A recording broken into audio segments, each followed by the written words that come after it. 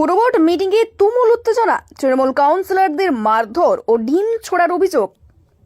পুরসভার board meeting চলাকালীন ধুন্ধুমার কাণ্ড ঝাড়গ্রামে। তৃণমূলের পুর প্রতিনিধি তথা 16 নম্বর ওয়ার্ডের কাউন্সিলর নবু গোয়ালা এবং 11 নম্বর ওয়ার্ডের কাউন্সিলর সোনা মল্লকে ব্যাপক মারধর ও ডিম ছুঁড়ে মারার অভিযোগ উঠল উত্তেজিত জনতার বিরুদ্ধে।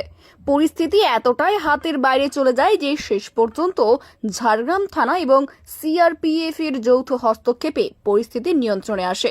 পুলিশ ও কেন্দ্রীয় বাহিনী উত্তেজিত জনতার হাত থেকে আক্রান্ত কাউন্সিলরদের উদ্ধার করে নিয়ে যায়। বৃহস্পতিবার ঝাড়গ্রাম পুরসভায় একটি গুরুত্বপূর্ণ বোর্ড মিটিং ডাকা হয়েছিল।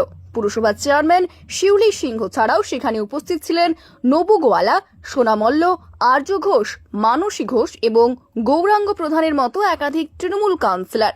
তবে মিটিং সম্পূর্ণ শেষ হওয়ার আগেই কাউন্সিলর গৌরাঙ্গ প্রধান পুরসভা ছেড়ে চলে যান। বৈঠক চলাকালীনই আচমকা পুরসভা চত্বরে বিজেপির নেতা ও কর্মীরা জড়ো হতে শুরু করেন।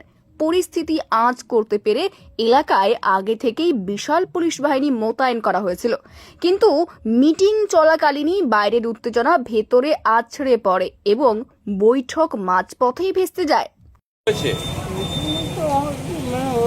চলছে হরাগোল চলছে, অনেক ছেলেরা হ্যাঁ, তারপর পুলিশ আসলো, তারপর এই সেন্ট্রাল বাহিনী আসছে, সব সরিয়ে গেল। কারা ছিল? কারা কাউন্সিলররা ছিল? হ্যাঁ, কাউন্সিলররা ছিল কি? কাউন্সিলর আমি তো দেখিনি, আমি তো দোকানদারি করছি। কতক্ষণ গন্ডগোলটা হয়েছে? 8 ঘন্টা। তারপরে পুলিশ চলে আসে। পুলিশ আসলো, তারপর সবকে হাঁটিয়ে দিল, আমি তো দোকানেই বসিয়ে।